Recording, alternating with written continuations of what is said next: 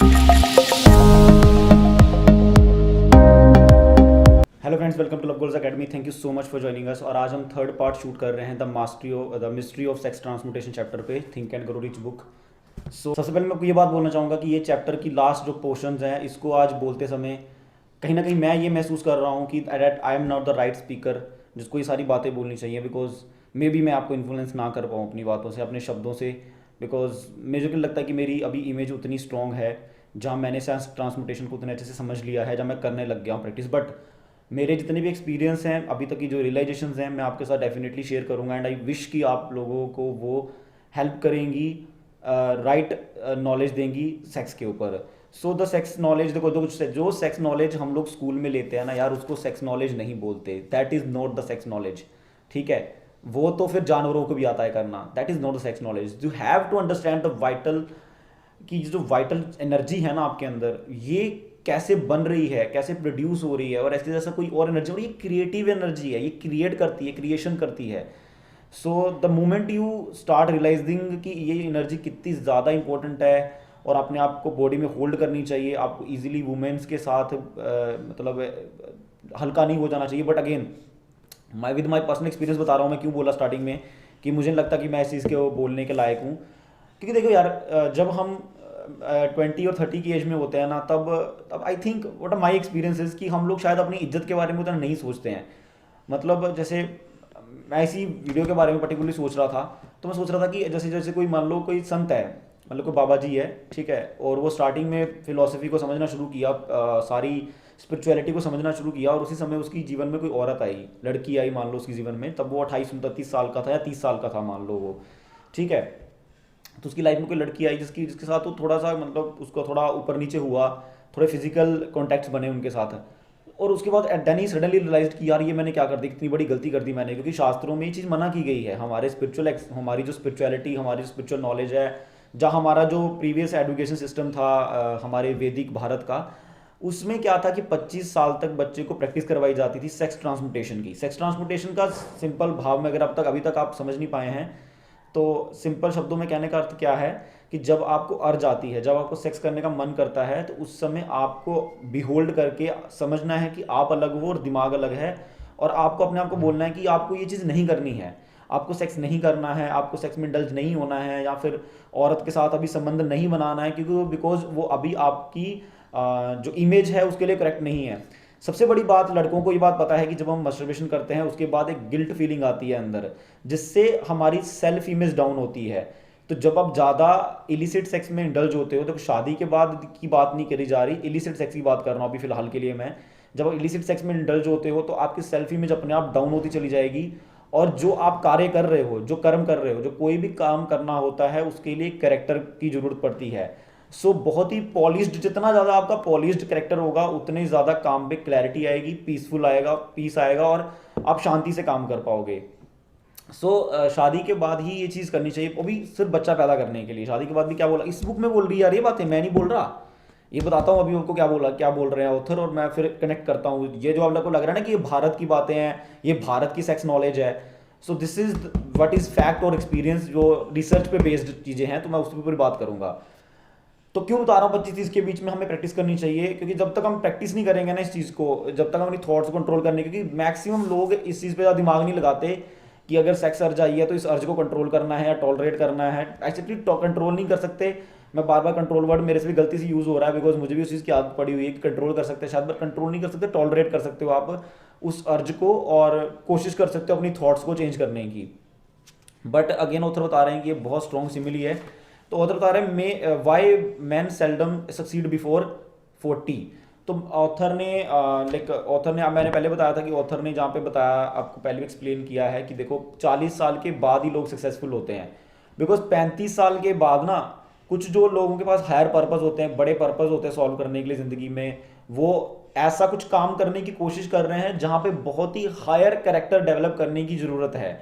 So again बात आई character की, तो कैरेक्टर डेवलप तभी होगा जब आप अपने आप को कंट्रोल करोगे। मैंने शास्त्रों में एक कहानी पढ़ी थी, शायद पहले ही बताया था, फिर भी एक बार बता देता हूँ कि उसमें बताया जाता है कि अगर एक राजा है और उसके मंत्री उसकी बात सुनना बंद कर दिए हैं, तो उस राजा को क्या करना चाहिए। उस राजा को, मंत्रियों को मरवा देना चाहिए, नहीं, उस राजा को अपने इंद्रियों को वश में करना चाहिए, अपनी इंद्रियों को कंट्रोल में करना चाहिए। वो बात बता रहे हैं यहाँ पे होता है the store of personal magnetism, the store house of personal magnetism. तो तो 3000 सेल्स पीपल को रिसर्च करके, रिसर्च बेस्ड ये चीज़ बनी है। आगे जाके ऑथर बताते हैं कि कुछ सेल्स पर्सन ऐसे थे जो एकदम अब्जॉर्व्ड हो गए अपनी सेल्स के टारगेट्स को पूरे करने में, कि उन्होंने बिल्कुल अपनी सेक्स लाइफ को छोड़ा और अपनी उस सेक्स एनर्जी को पूरे तरीके से लगा दिया। जब उसको अर्ज आई तो उन्होंने तब भी, मतलब देखो, डेफिनेटली जब आप विमेन के पीछे जाओगे कुछ ना कुछ तो टाइम स्पेंड करना ही पड़ेगा। अब जब भी इन एक्टिविटीज, जब भी सेक्स डिजायर आएगा, आपको सेक्स करने की इच्छा होगी, तो उसको पूर्ति करने के लिए आपको पता है, लड़कों को पता है कितना समय इन्वेस्ट करना पड़ता है हमें औरत के साथ, और औरत को भी पता है कितना समय स्पेंड करना पड़ता है उस एक आदमी के साथ, जब आप उस स्टेज तक पहुंचते हो कि हाँ चलो अब सेक्स करते हैं साथ में। खैर अभी आजकल तो बहुत जल्दी हो, बट स्टिल अगेन मैं बोल रहा हूँ, करेक्टर स्टेबल करना बहुत जरूरी है। अगर आपकी नजरों में आपका करेक्टर सही नहीं होगा तो आप बोल्डली काम नहीं कर पाओगे, बोल्डली एक्शन नहीं कर पाओगे। जैसे मैं ये बात सोच रहा हूँ कि ये वीडियो के बोलने के लिए मैं काबिल नहीं, क्योंकि ये वीडियो एक सन्यासी लेवल के व्यक्ति बोल सकता है, हमारे भारत की अगर नॉलेज की शिक्षाओं के हिसाब से बोला जाए तो यहाँ पे ऑथर क्या बोल रहे हैं कि 35 और 40 के बाद नेचुरली क्या होता है कि ऑटोमेटिकली नेचर की वजह से ही इन लोगों के माइंड के अंदर ये बात आ जाती है कि हमें ये चीज़ करनी है, अब हमें अपने आप को कंट्रोल करना है और एक डिसिप्लिन में रहना है।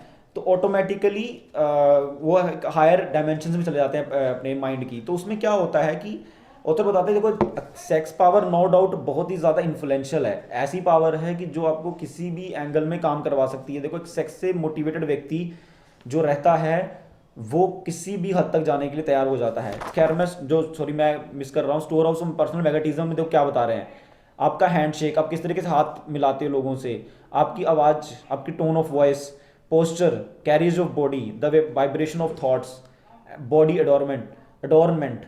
तो एक चीज़ देखो कि जब आप कंट्रोल, देखो कुछ चीज़ें ऐसी होती हैं जो करके पता चलती हैं, उनको आप सुन के नहीं समझ सकते। कुछ चीज़ें ऐसी होती है, जैसे मैं आपको बोलूँ रसगुल्ला बहुत ही मीठा था खाने में, आपने आज तक कभी रसगुल्ला नहीं खाया, बट अगर आपको टेस्ट करना है, अगर आपको समझना है कि कितना मीठा था, कैसा था, एहसास कैसा था उसका, तो आपको चखना पड़ेगा। तो जब तक आपको सेक्स ट्रांसम्यूटेशन का एक्चुअल मज़ा पता नहीं चलता, जब तक आपको ये नहीं पता चलता कि अगर हम अपनी सेक्सुअल एनर्जी को नीचे से ना निकाल के अगर वापस ऊपर की तरफ ले जाते हैं और अपने माइंड में as a creative energy use करते हैं, ठीक है, जब हमें अर्ज आती है हम उसको कंट्रोल, जहाँ पे ऑथर बता रहे हैं कि सेक्सुअल अर्ज और स्पिरिचुअल अर्ज में ज़्यादा फर्क नहीं है, क्योंकि जो लोग स्पिरिचुअली अर्जिस से, जो स्पिरिचुअल डिजायर से मोटिवेटेड लोग होते हैं, सन्यासी लोग, साधु संत लोग जो होते हैं, वो कितना एक्स्ट्रॉर्डिनरी काम कर दिखाते हैं। जैसे प्रभुपाद ने इतना बड़ा इस्कॉन खड़ा किया, सो उनके पास कौन सी अर्ज थी? स्पिरिचुअल अर्ज थी। तो जो सेक्सुअल अर्ज होती है वो भी कंपैरेटिवली वैसी ही होती है, उस अर्ज में व्यक्ति आके बहुत ही ज़्यादा अपने आप को डिग्रेड कर तक सकता है। मतलब अपनी कितनी भी बड़ा रुतबा होगा, कितना भी बड़ा उसके पास इमेज होगा, पैसा होगा, कुछ भी होगा, लोग उसको अच्छा व्यक्ति समझते होंगे, बट एक सेक्सुअल अर्ज को ट्रांसम्यूटेट कैसे करना है इसके बारे में अगर कॉन्शियसली उसको सेक्सुअलिटी के ऊपर अच्छे से नॉलेज नहीं है तो वो नहीं कर पाएगा और अपनी इमेज बर्बाद कर लेगा। सो भगवद्गीता में बोला गया है कि एक व्यक्ति की इमेज बर्बाद हो जाए तो वो मौत के समान होती है। तो इमेज बचानी चाहिए, इमेज डेफिनेटली अपनी इज्जत तो हमेशा व्यक्ति को बचा के रखनी चाहिए। सो यहाँ पे ऑथर और क्या बोल रहे हैं कि देखो स्पिरिचुअलिटी, हम बात आई जाए स्पिरिचुअलिटी की, तो बात समझो इस बात को कि जब आप स्पिरिचुअल एक्सपेक्ट्स की बात करते हो तो आप कॉन्शियसनेस के लेवल पे बात कर रहे हो, तो उस चीज़ को कॉन्शियसनेस लेवल पे यूज़ करना है।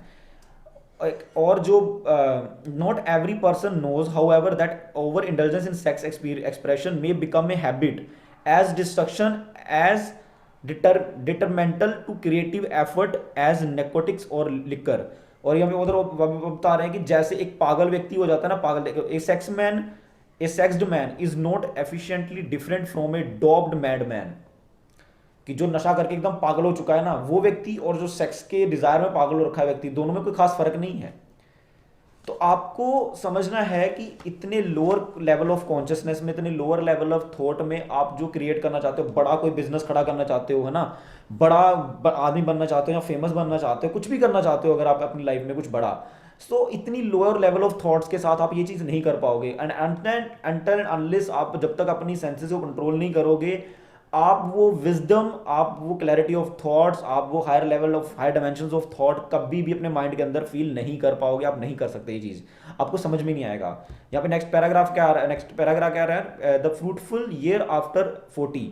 तो आफ्टर 40 जनरली लोगों को लगता है कि लाइफ अब खत्म हो गई, बूढ़े होने लग गया, बट नहीं, एक्चुअली में 40 के बाद के जो ईयर्स होते हैं वो सबसे ज़्यादा एफिशिएंट ईयर्स होते हैं, बिकॉज उसमें मैक्सिमम लोग सेक्स करना बंद ही कर देते हैं, बहुत कम करने लग जाते हैं, या फिर ऑटोमेटिकली बाय नेचर, है ना, बाय एजुकेशन सिस्टम या बाय अपने माइंड के बिलीव्स जो रहते हैं, तो ऑटोमेटिक उससे उस ये जो 40 से लेके 60 साल तक की एज है ना, ये एक आदमी के लिए, यहाँ पे आदमी औरत भी के लिए भी बोला गया है, ये जो एज रहती है ये बहुत प्रोडक्टिव एज रहती है। इस एज में आप बहुत ज़्यादा एक्स्ट्रॉर्डनरी काम कर सकते हो। ऑथर यहाँ पे एग्जांपल्स दे रहे हैं कि आप हिस्ट्री खोल के देखो, कितने सारे ऐसे लोग हैं जिनको 40 के बाद ही एक्चुअली में सक्सेस मिली है, and this is the only reason. ठीक है, ये एक कारण है, बिकॉज अल्टीमेटली जब तक आप सोचोगे नहीं, काम नहीं कर पाओगे। जो चीज़ आप सोच नहीं सकते वो आप क्रिएट भी नहीं कर सकते ना। सोचने की जो शक्ति आती है वो सेक्स एनर्जी से आती है, the power house of emotion. तो सेक्स एनर्जी जो रहती है वो बहुत बड़ा अर्ज है, ये बता रहे हैं, बट यहाँ पे ऑथर एक बहुत बता रहे हैं कि प्यार, जब तक सेक्स के साथ प्यार मिक्स नहीं होगा ना, तब तक ये एनर्जी जो है वो कंस्ट्रक्टिवली एक्ट नहीं कर पाएगी, ये डिस्ट्रक्टिवली एक्ट करेगी। प्यार किस जज्बात के साथ जुड़ के काम कर, सेक्स किस जज्बात के साथ जुड़ के काम कर रहा है, सेक्स की एनर्जी किस जज्बात के साथ जुड़ी हुई है, ये बहुत इंपॉर्टेंट है। सेक्स एनर्जी जो है वो, मतलब देखो यहाँ पे बोलते हैं सेक्स्ड मैन वर्ड यूज किया गया है यहाँ इस चैप्टर में। सेक्स्ड मैन, सेक्स्ड मैन मतलब जिसको बहुत ज्यादा मन करता है सेक्स करने को, मतलब लाइक ही फील कि, मतलब जनरली हमारे माइंड में अर्जिश चलती रहती है, हम सोचते रहते हैं सेक्स के बारे में, मतलब most of the time, because हम वैसा डाटा कंज्यूम करते हैं आजकल। सो थिंग इज दैट कि जब ऐसे लोगों को ट्रांसपोर्टेशन का पता चलता है और वो चीज़ ट्रांसपोर्टेशन करना लग जाते हैं, तो उनको बात समझनी होती है कि अगर प्यार नहीं जुड़ेगा ना साथ में, यहाँ पे ऑथर एक और बता रहे हैं कि वाइफ्स बहुत ज़्यादा जरूरी है। बहुत सारे लोगों की हिस्ट्री में ऐसे बात आई है कि उनकी वाइफ्स जो है उनकी लाइफ में बहुत इंपॉर्टेंट रही हैं, बहुत इंपॉर्टेंट रोल प्ले किया है। जैसे कहावत भी आती है कि औरत की वजह से एक आदमी बनता है या बिगड़ता है, तो इस बात को एक्सप्लेन किया ऑथर ने। इसका मतलब क्या है समझो। औरत, आदमी बाय नेचर ही औरत को इंप्रेस करना चाहता है। आदमी पैसा कमा ही क्यों रहा है या बड़ी शोहरत हासिल क्यों करना चाहता है? औरत को इंप्रेस करने के लिए, औरत को प्लीज करने के लिए। समझ पा रहे हो इस बात को? पुराने जमाने में व्यक्ति, आप एक जानवर को देखो, वो भी औरत को प्लीज करने में लगता है, अपने शरीर से प्लीज करता है, वो उनके तरीके से अपना बल दिखा के, लड़ाई करके एक दूसरे से। आदमी क्या करता था, पहले जानवरों को मारता था, युद्ध जीतता था, तो उसमें अपनी मर्दानगी दिखाता था। अब मर्दानगी कहाँ पे है? मर्दानगी पैसे के लेवल पे है। आपके पास कौन सी गाड़ी है, लग्जरी, आप कितना ज्यादा फैसिलिटेट कर सकते हो एक औरत को, इस लेवल पे अब एक आदमी की पावर को नापा जाता है। तो इस पावर को आप तभी अटेन कर सकते हो जब आपने सेक्स मोटरेशन, क्योंकि यहां पे कैरेक्टर बनेगा। ये जो व्यक्ति को, जिस व्यक्ति की हम बात कर रहे हैं, ये कैरेक्टर है। इस कैरेक्टर को जब तक आप अपने अंदर डेवलप नहीं करोगे, आप उसकी पोजीशन तक नहीं पहुंच पाओगे। तो ये कैरेक्टर डेवलप करना बहुत ज्यादा जरूरी होता है अपने अंदर। और नॉलेज को समझने के लिए माइंड का विकसित होना बहुत जरूरी है, और विदाउट सेक्सुअल एनर्जी माइंड विकसित नहीं हो पाएगा सही ढंग से। पर सेक्सुअल एनर्जी जब लव के साथ मिक्स होगी, तो पायस एक्टिविटीज जो आप काम करोगे, आपको पावर मिल जाएगी। सेक्स, अपने सेक्स में ट्रांसमुटेशन समझ लिया, बट अगर वो सेक्स ट्रांसमुटेशन जेलसी के साथ मिक्स कर गया, तो आप बर्बादी लेके आ जाओगे दुनिया में। क्योंकि ऐसे बहुत सारे लोग हैं जिन्होंने सेक्स ट्रांसमुटेशन को यूज किया है बर्बादी के लिए, है ना। हिटलर और बहुत सारे ऐसे लोग हैं हिस्ट्री में, they are really disciplined people, बहुत डिसिप्लिन्ड लोग थे और बहुत इंटेलिजेंट लोग थे वो लोग, ठीक है। तो विदाउट इस एनर्जी के वो ये चीज नहीं कर सकते थे, बट उन्होंने डिस्ट्रक्टिव में यूज किया उस एनर्जी को। तो आपको ये बात समझनी है कि प्यार के साथ उसको मिक्स करते हुए चलना है। तो वाइफ कैसे इसमें हेल्प करती है? इसमें ऑथर ने एक वर्ड यूज किया, सेल्फ डिनाइंग वाइफ। तो इसमें जो वाइफ रहती है वो इस बात को, इस इंपॉर्टेंस को समझती है कि मेरा जो हस्बैंड है वो बहुत ही हायर पर्पस के लिए काम कर रहा है, he have to develop some higher character, तो उसके लिए मुझे इसको सहायता करनी है और अपनी जो सेक्स लाइफ है उसको थोड़ा डिसिप्लिन करना है, ताकि उसकी जो सेल्फ इमेज है उसको भी फर्क ना पड़े, उसके कैरेक्टर को फर्क ना पड़े, उसका वो जो रुतबा है वो मेंटेन रहे। समझ पा रहे हैं आप? यहाँ रुतबे की बात होगी और यहाँ बहुत डीप कंसर्न्स आ जाते हैं। बहुत बड़े लंबा लेक्चर दिया जा सकता है इस चीज़ के ऊपर, बहुत डीप बातें बोली जा रही हैं यहाँ पे। आई होप आप लोग अंडरस्टैंड कर पा रहे होंगे।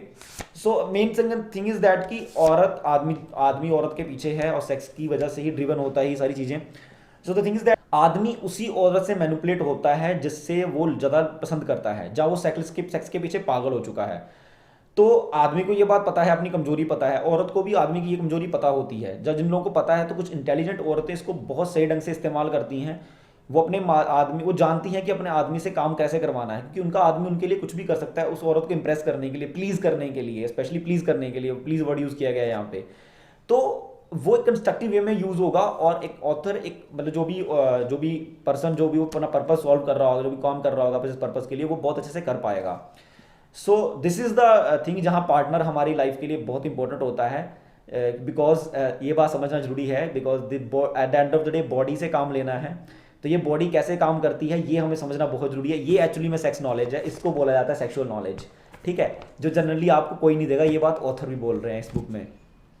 सो अगेन ऑथर यही बता रहे हैं कि देखो, अगर आप किसी व्यक्ति के, आदमी की लाइफ से वुमेन निकाल दो, बोलो तुम्हें औरत की जरूरत नहीं है, बिना औरत के रहो, कोई व्यक्ति नहीं है, तो आप देखना भारत में ऐसी बहुत सारी एग्जांपल्स हैं कि जो व्यक्ति औरत के बिना, उन्होंने बहुत बड़ी बड़ी वेल्थ क्रिएट करी है, बट ऐसा तभी हो पाता है जब वो आदमी औरत के पीछे पागल नहीं है, उसके पास कोई और पर्पस है उस पैसे को लगाने के लिए। ये रखते हैं 15 मिनट की वीडियो, कि मैं लंबी वीडियो नहीं बनाना चाहता। इस वीडियो में एक पर्टिकुलर टॉपिक था, ब्रेकअप्स के वाले ऊपर बोला हुआ है ऑथर ने, कि लव जब हमारी लाइफ डिस्ट्रॉय हो जाती है तो उसको क्या करना चाहिए, क्या सोचना चाहिए, कैसे सोचना चाहिए। तो वो मैं एक अलग ही वीडियो बना दूंगा उसके ऊपर, ठीक है, पर ये चैप्टर यहीं पे क्लोज करेंगे और उसके ऊपर टॉपिक वीडियो बना देंगे उसके ऊपर, ठीक है, उसमें कुछ पर्सनल एक्सपीरियंस भी शेयर कर दूंगा मैं। So this is it, this is chapter. I hope आप लोगों को अच्छा लगा होगा और कुछ सीखने को मिला होगा, और कोशिश करना है इसको इम्प्लीमेंट करने की, और ज़्यादा समझने की, और स्पिरिचुअलिटी से कनेक्ट करने की। Thank you so much.